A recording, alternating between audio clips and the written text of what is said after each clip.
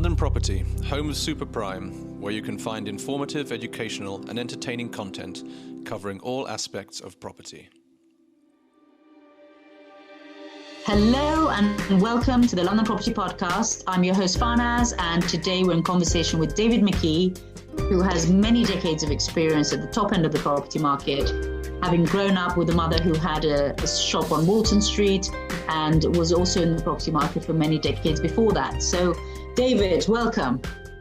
Good evening. How are you? Very well, thank you. So we wanted to talk to you today about how to value a house. And I guess we're going to be looking at this from three different angles, really. How to value a house when you're going to market, how to value a house because you just want to know how much money you've made since you bought the house, or how to value a house for refinancing reasons. But let's just try and address it broadly. So talk us through how you would go about valuing a property.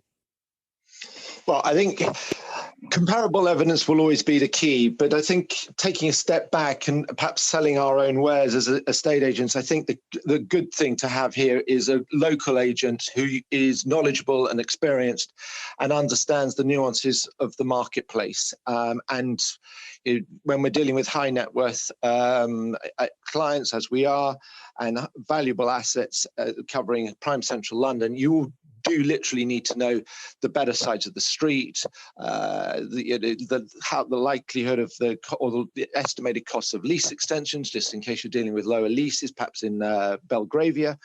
But I think the agent that you are in contact with and perhaps know best, or you can get a lot of information from the web nowadays. The problem with that is you very often won't have data on condition of the property, circumstances of a sale, because very often sales might have a story behind them about why somebody was selling quickly, or the property may be in a poor position. Very often on a terrace of houses, the end couple of houses may not have a garden, and the middle terrace of the houses may have large gardens. So you have to really get to grips with all of the detail, and that is basically by accumulating a large amount of data over decades of working in the industry. I think that ultimately is the key. If you're so if I just stop you there for a second, so that makes a lot of sense when you're kind of looking at your strategy to put the property on the market. That taking for granted that just someone is an agent and they're at the end of your street isn't really necessarily the best strategy, but the best strategy is to find that individual expert who has the most amount of intelligence about your property type and your location to be able to give you a value and maximize your value. But before we get to or after we get to that point, what I wanted to talk about is the things that are important for value, so that even if you're looking to purchase a property, but or investing in property, how are the things to really consider when you want to? Will always be location, condition, and where the market is at any one given time. If you were trying to sell your property on March 30th, 2020, then the prevailing marketplace would have meant you would have basically had to do an online sale, and you would have probably chronically undersold. But if you could hang on and wait 6 months later, and you had a house with a garden, you'd have probably got 20% more for your house or 30% more for your house. Right, but we're still going back to the kind of selling valuation. Whereas what I want to discuss with you is, okay, you're looking to buy a property. What are the things that you should try and tick in the boxes when making decisions? Is it the ratio of bedrooms to bathrooms? Is it the way it looks? I mean, obviously it's a combination of all of these, but balance. Yes, I mean, balance in a property is critical. Nobody really wants to buy a house which hasn't got a garden. So if you're buying certain property types, again, you try to avoid depending on circumstance, a lower ground floor. But if it's a lower ground floor with a great garden, you might well, as a buyer, say, I'll compromise on the fact that it's basement because of this wow 60-foot garden that's west facing, and I can sit out and have my barbecue every evening in the summer. I think balance of property, balance of living space within the property is key. You don't really, there's always a buyer for something, regardless, but on the whole, you don't want a 300 square meter 1-bedroom house. It's likely to then mean that however good the condition is of your property is, that 95% of the buyers out there are going to end up having to refurbish it, even if it's immaculate. So I think, balance of accommodation, location, and then the premiums are always will always be gained by those properties that are in superb condition, and presentation from the seller's perspective and is key, because even if something isn't in great condition, presenting it well, presenting it at its best, not cluttered, clean windows, so that people aren't falling down the stairs on toys from the kids and they're having to be careful, that they can see out the windows and there is nice and bright, change all the light bulbs and stuff like that. You want, if from the selling perspective this is, it is about making it look its best. You can't, if you're already the owner, you're not going to be able to fundamentally change many of the things that might help to sell a property. If it's on the wrong side of the street and it doesn't get as good a light because there's a block of flats behind, you're not going to be able to change that. But you can still help yourself with key things about sort of presentation and decluttering, et cetera, to help up the value if you're coming to the market. And that, again, I personally think it's always worth potentially just doing a small decorative job, on a property that's generally decent condition, but it will just freshen it up if you spent £5,000, well, depending on the size of the property, £5,000 or £20,000. Because if you're selling something that's worth 2 million, 5 million, making an investment that is probably less than 1% of the value of your property to tart it up a bit, to make it smarter, to make it more sellable, to present it better, it just portrays a better image all around to a buyer. And that's what you're trying to do. You're selling a lifestyle to a buyer. And so, yes, that is the best thing you can do. I think I'm not a believer in trying to change configurations to try and improve value, unless your mindset is, I'll renovate and be keeping the house for flat for 2 or 3 more years. Then you might want to make the changes that are working for you. But again, get somebody in who's knowledgeable about the marketplace. They don't have to have sold the most houses on your specific street or even the 2 or 3 adjoining streets, but they have to have a lot of experience. And given I will say here, you have to have a lot of experience in the borough. So in our case, Kensington and Chelsea, which has got many micro markets within itself, the whole borough, if you've got somebody extremely knowledgeable who covers, is working in the borough, their knowledge, whether you're selling a house in Kensington or selling a house in Chelsea, the same rules will apply, and the same knowledge should be there, because an agent who's savvy and knows their stuff will be showing buyers across both marketplaces. So even though the Kensington market and Chelsea market are 2 very specific areas and very different, and the same will apply for Mayfair or St James's. So it's all about doing your due diligence in terms of who you want to work with, and also the agent, if they are asked to present and advise on the value for sale, they should be doing their due diligence, because nobody knows every single deal that's happened, and you always have to do research before coming to the market. But that I think overall there are many avenues for data, because more and more, and this is the other thing, more and more is happening. I'm not a fan of the phrase off market, but there's more and more transactions that are happening where the properties are being sold without coming onto the public portals. To describe them as being off market is a bit of a misnomer in my opinion, because at the end of the day, they tend to still get banded around to all the buying agents out there. So it's never quite off market. But again, a good agent advising on a sale should know about those transactions that are happening quietly in the background.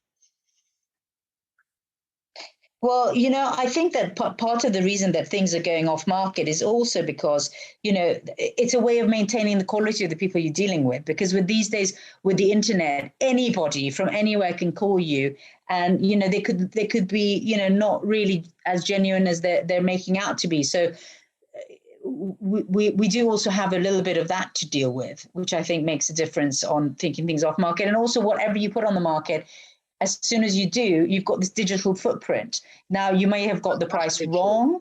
Yes. Maybe you price it too low, maybe you price it too high, and it ends up not selling and staying longer. So there is something to be said about why more and more transactions are going off market.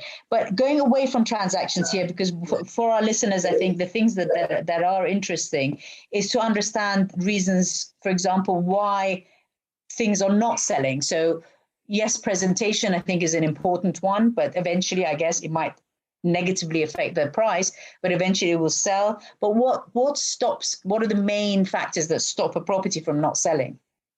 I think, as I said, I touched on the primary one, which is the most obvious, which is pricing. Overpricing and subtle differences in pricing actually can make a real difference. We all, without exception, want to maximize the price that we can achieve. But I think some properties, it's, you can push the price and the boundary on the pricing because where it's a uber prime property, it will just command the interest and people won't be put off as long as it's within the realms of reality. There are those more sort of, mainstream properties, let's say, where pricing has to be closer to the mark, and being out by between 5 and 10% literally can be the difference between getting interest, people coming through the door, or people bidding, even if they've come through the door. I do not know how many times I've heard somebody saying, well, my value on my idea of value of the property is not aligned with the owners. And while he's got or she's got their asking price at the point they are, we won't bid. And for love or money, sometimes you can't get people who would otherwise have bid to bid when they feel that the owner's expectations are unrealistic. So pricing is absolutely, always will be the numero uno thing that can potentially hold up a sale. The condition of the property, the way the property is presented, the market conditions, what's happening in the world, are we in a booming market? Are we in because at the end of the day, if for whatever reason, people will often hold off from doing something if they're anticipating, when people were expecting potential increases in stamp duty, which one would hope will never happen again, but people will hold off sometimes from making a offer on a property if they think a stamp duty change was imminent, sort of 4 to 6 weeks later. Now, you don't change your price just over 4 or 6 weeks on a property that you might have owned for 20 years, but there are lots of little subtle things can affect it. Back in the days, and sadly, I'm old enough to recall what the market was like in the early 90s when interest rates were prohibitively high. That massively affected the ability to sell a property, and there was nothing a owner could do or potential vendor could do to change that. And yes, and that therein you are back to the point of it is to a degree about pricing. And I think there are some in prime central London. There are things that you can definitely do to help yourself. For example, if you've got a short lease, I always feel it's worthwhile having a valuation done so that buyers can be aware of what the likelihood is of the cost of the lease extension is going to be, because it will just speed up the process if it's been done by a professional valuer who specialises in lease and hold and franchising. So that's something that can slow things down. If the buyer's not really got a good idea, then that can slow the process down, because again, buyers will want to understand where they should be bidding, because they they need to know what the lease extension might cost, because if they're buying a 25-year lease on Eaton Place and they want straight need a long lease, and they're up for buying the extension, but you can only then bid on the flat once you've understood what the likely cost of the extension is, and it is a bit of a cart before a horse, because right, but you can be wary about bidding then, because they also can be wary about the buyer. This is about spending money themselves on getting a valuation done, because they think that's going to cost X thousands of pounds to get the valuation done, but the owner might not be realistic about what price he sells at, so they could be spending a lot of money knowing full well that they might not get a deal agreed. I'm sorry, I'm interrupting you there, because what we're actually talking about is rather than again a marketing strategy, it's more kind of like an informative bit of information. And what I'm trying to establish is the reasons that something don't sell. First, we talk about the big subject, which is the pricing, but then you touched on a really good subject, which is outside influences, like you said. A legal issue with the title, wrong pricing. Is there anything else that you can think of? Well, not having appropriate consents, for works that you may have undertaken. Like title, one would hope that when you bought your property that it was a clean title, but something may have happened in the interim. I have had transactions held up where the head lessee has disappeared off the face of the earth, and it has made the transaction almost impossible to deal with. Same would apply if a freeholder disappeared, and there was no managing agent in place if it was a block of flats. So there are a number of things. Unfortunately, some of those factors you cannot influence. As a potential seller, but those factors where you think that they could be a problem when you come to sell, and they can be rectified or dealt with or improved upon, well worth grabbing the bull by the horns and actually sort of trying to help yourself by improving those elements of a sale where you can make a difference to your ability to sell, which in turn, the easier it is to sell, the more you're likely to achieve on a sale. Yes, because people, if once you lose the momentum, then it's all gone, isn't it? The other thing is, now, again, if we go back to the question of how to value a house, broadly speaking, again, what floor is it on? Does it have a lift? Is it facing which way is it facing? What lease length is it? So looking at it that way, what would you say are topics that would apply across the board as a general rule of thumb? You want to become a property investor, and you want to learn, how do you have the eye? How do you go about making the right investments? So, negative influences like a lot of traffic, road noise. You don't want to buy on too busy a road. You don't want to buy where the building is sitting on top of the, an underground railway line. You don't want to probably be sitting right next to, where they could potentially be doing further cross-rail linked train lines.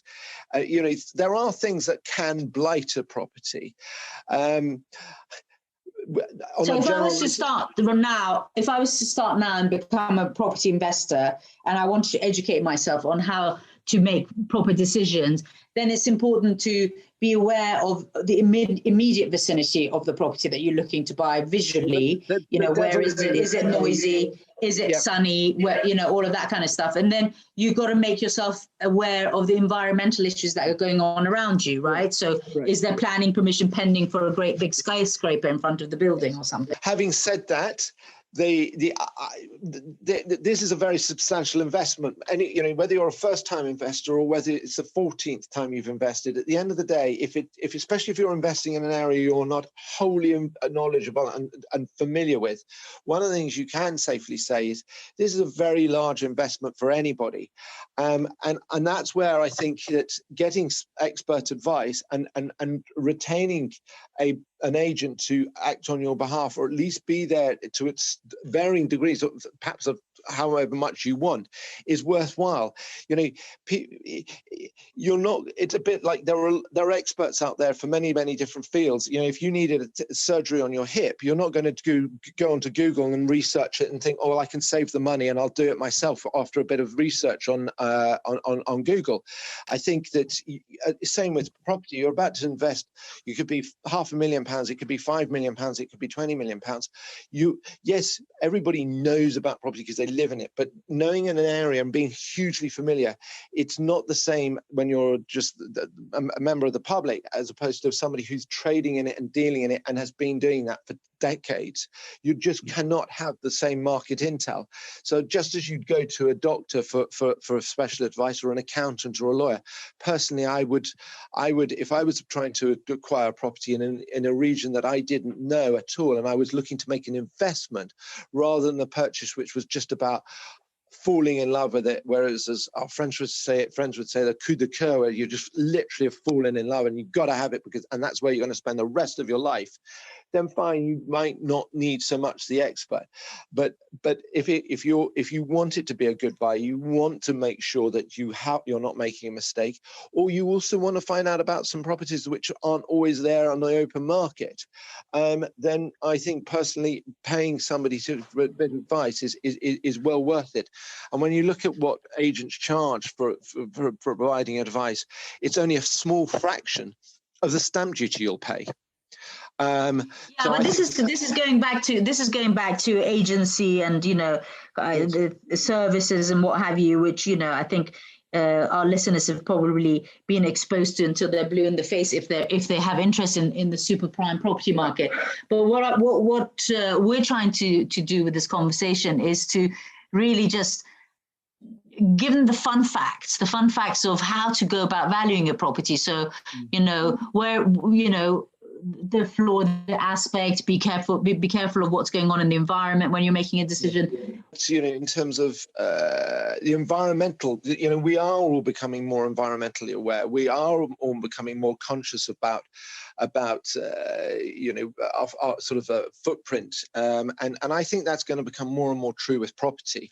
And I think those properties that lend themselves to perhaps be able to be more environmentally friendly in terms of emissions, etc., I think in time, in actually quite a short period of time, will actually become more and more attractive. Even in our areas, where specialising in prime central, they are.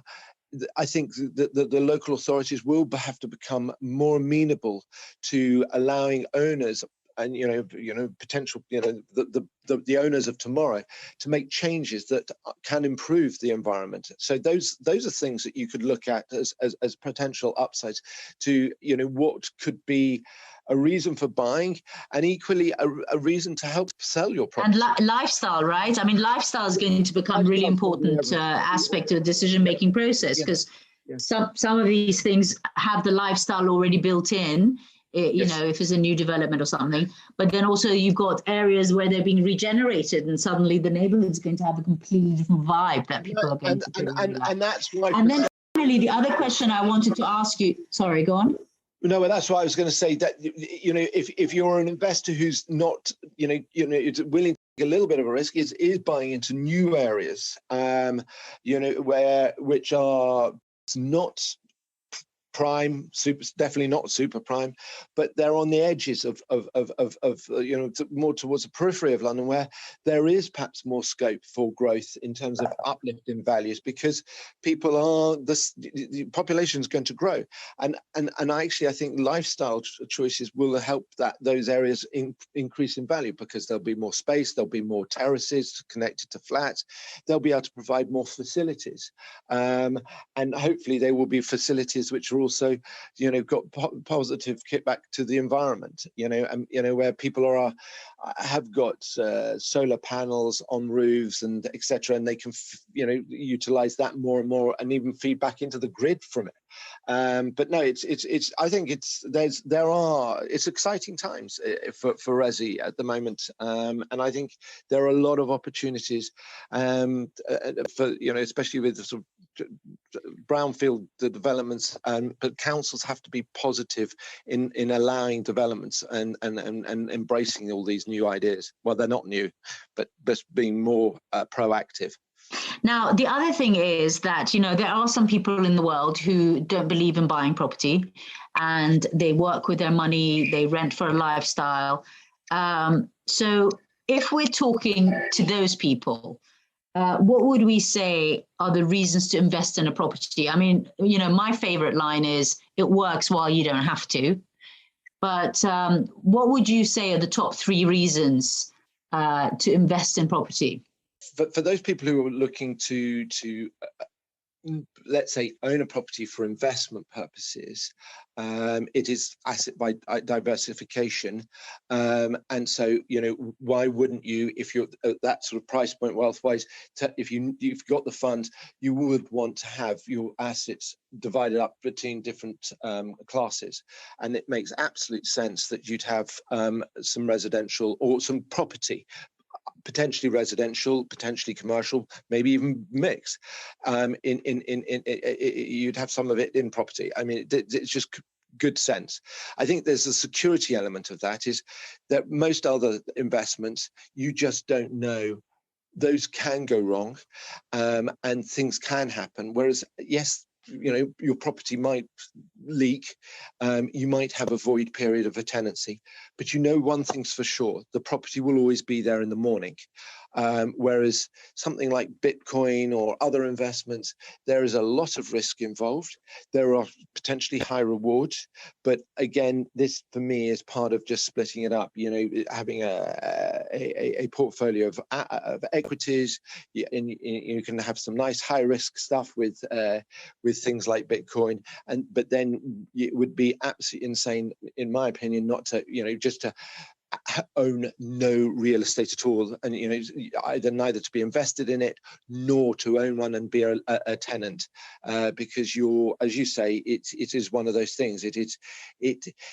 It doesn't always have to go up every year, and and we all know nothing's forever. Nothing goes up always and never comes down. But there will always be, if you've bought wisely and in a good area, there will always be a point where it will not fall below, because people will always need somewhere to live. So you will always be able to rent it out. You will always be able to get an income from it. And I think capital. The other upside, though, is you get the capital growth. So one would hope you get the combination of a yield and from the rent, if you're renting it out, that is, and then capital growth, and that could be, you get the capital growth whether you're renting out or living in, and again, that comes down to having bought shrewdly. Okay, so if we were to say again the sort of the top 3 reasons to invest in real estate, one would be the diversification of the assets that you invest in. 2 would be that it could give you some income and it would appreciate in value. Yeah. So what do you think would be a third one? Well, I mean, there are 3 or 4 there. There's the security of knowing it's there, that it's a very secure investment, asset diversification, the yield, and capital growth. And I guess the final one is that, if you are living in a political situation that is unstable, having property somewhere else provides you with a possible get out and a security. Yes, but we're hoping that's not going to be the case, and for us in England, but it may well be the case that that a number of other countries in the world that yes, London can be seen to be a safe haven. And again, if we're focusing just generally on cities, and it doesn't have to only be London, a lot of people who have invested from overseas in London have done so in part because they love the city and they love visiting, and they've ended up using their property here far more than they would have anticipated, because it's sort of multi-purpose. But in terms of the investment element, they are again. It's a common sense of asset diversification, yields, capital growth, and within the asset diversification, you want those assets, some which are higher risk, some which are medium risk, and real estate has to be considered to be a very, very. It's one could say it's possibly akin to a sort of AAA bond. It's always going to be there. So it is, and it's always going to be needed. We're not going to get replaced by the fake alternatives. You can't sleep in sort of Bitcoin, and you can't cook your dinner, with just because you've got 100 shares in BP or Shell or whatever. There you go. We will always need, and as the popular, and that's why ultimately there will always, over a long enough period of time, there will always be capital growth, because the population is always going to increase. Right, and there's only a finite amount of land and real estate. Yeah. Listen, David, it's been great talking to you. Thank you so much for joining us. And good to catch up. I hope our listeners got some valuable insight out of our conversation together about these topics. And I look forward to speaking to you again. Thanks for listening to the London Property Podcast. Head over to londonproperty.co.uk and subscribe to our newsletter to receive latest updates.